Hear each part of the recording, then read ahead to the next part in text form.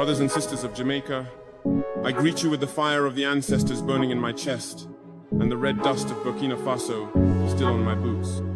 I come not as a head of state speaking to a foreign people, but as a son of Africa reaching out to his kin across the sea. I come as a revolutionary brother who recognizes in your struggles the reflections of our own. I come to honor your pain, salute your courage, and share in your enduring vision of freedom. From Ouagadougou to Kingston, from the Sahel winds to the tropical breeze of the Caribbean, we are bound by the same ancestral drumbeat. We are the children of ancient civilizations disrupted by conquest, torn by slavery, and tested by imperial deception. Yet we are also the descendants of those who never bowed, the Maroons who defied empire, the Burkinabe who rose with Sankara, the freedom fighters whose spirits still roam our hills, mountains, and deserts. Our story is not one of defeat, it is one of unbroken resistance. Jamaica, you are not small. You are mighty in memory, in rhythm, in soul. You are the flame that has kept burning in the night of oppression.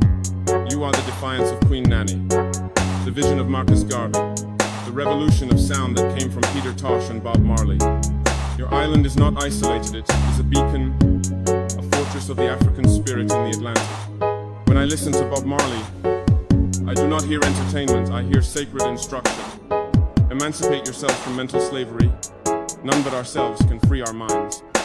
These words echo in every occupied corner of our continent. For while the chains of iron were broken long ago, the chains of the mind still hold many of us hostage. They come not with soldiers, but with debt. They come not with whips, but with NGOs. They do not enforce submission through colonial laws, but through economic blackmail, cultural domination, and the silencing of truth.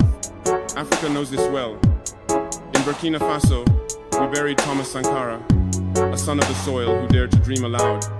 He spoke of self-reliance, dignity, and anti-imperialism. For that, they killed him. Not just foreign agents, but collaborators from within. That is the great tragedy of our times. That betrayal too often wears a familiar face. Yet the flame he lit has not died. It has moved from village to village, heart to heart, until once again, the people have stood and said, enough. We are reclaiming our voice, our resources, our futures. And in doing so, we recognize the same spirit in you, Jamaica.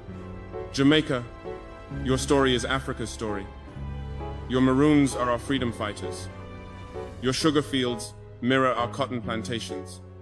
Your stolen children found themselves on ships whose sails were soaked in blood. And yet you built music from suffering, wisdom from wounds, and solidarity from struggle. Peter Tosh roared, "I don't want no peace. I need equal rights and justice." This is not a protest, it is a prophecy. Peace without justice is the silence of the oppressed. We do not want handouts. We want fairness. We want truth. We want the world to see us not as problems to manage, but as partners in the shaping of a new global reality. But the system is not neutral. The West did not become powerful through diplomacy alone. It gained its wealth from stolen labor, looted resources, and conquered minds. And when we resist, they do not hesitate to destabilize, discredit, or destroy. We have seen it with Lumumba, with Nkrumah, with Gaddafi, and again with every African nation that tries to stand upright. And yet, they fear our unity. They fear the moment when Africa and the Caribbean, when the children of the diaspora and the children of the continent recognize that we are one. That fear is justified, for that moment has arrived. You are not a dot on a map. You are not a nation of 9 parishes. You are not just reggae and beaches. You are the heartbeat of a global consciousness. Your resistance echoes from Accra to Addis Ababa. Your pride feeds the souls of those still struggling to walk upright in a world built to keep them crawling. Jamaica, your youth are warriors of knowledge, of rhythm, of revolution. Do not wait to be told you matter. Stand, create, mobilize, build cooperatives, guard your land. Teach your children the stories not found in colonial textbooks. Let them know their lineage is not one of shame, but of unmatched strength. To the elders, we thank you. Your memory is sacred.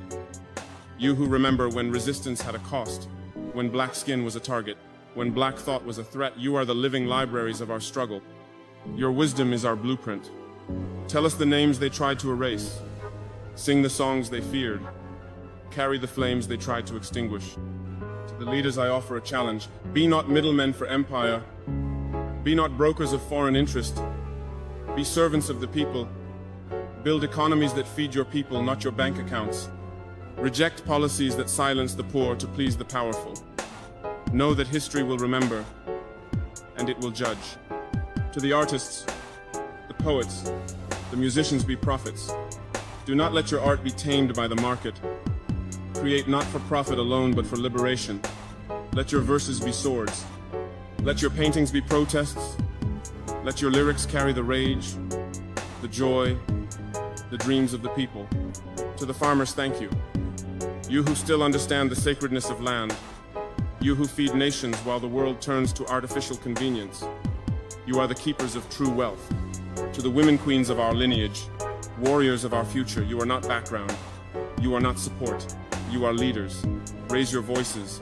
Guard your daughters. Shape the policies. Lead the movements. Without you, there is no revolution. Let us build a new axis not of exploitation, but of solidarity. Let our trade routes carry cassava and yam, not cocaine and guns. Let our classrooms teach African literature and Caribbean poetry. Let our children know that they are heirs not to trauma, but to greatness. Let us declare an end to being laboratories for foreign experiments. Let us fund our own research, heal our own wounds, tell our own stories, trust our own instincts, celebrate our own holidays, honor our own gods. Let us imagine the future. A Jamaica with food sovereignty, universal education, and dignified housing. A Burkina Faso with clean water, just laws, and strong institutions. A global black community that does not beg but builds. That does not apologize but asserts. Let this be our mission, not nostalgia, but forward motion. Not despair, but defiance. Not revenge, but reconstruction. The drums have never stopped. The ancestors are watching. The youth are rising. The soil is still rich. The dream is still alive. One Africa. One Caribbean. One struggle. One destiny. Thank you.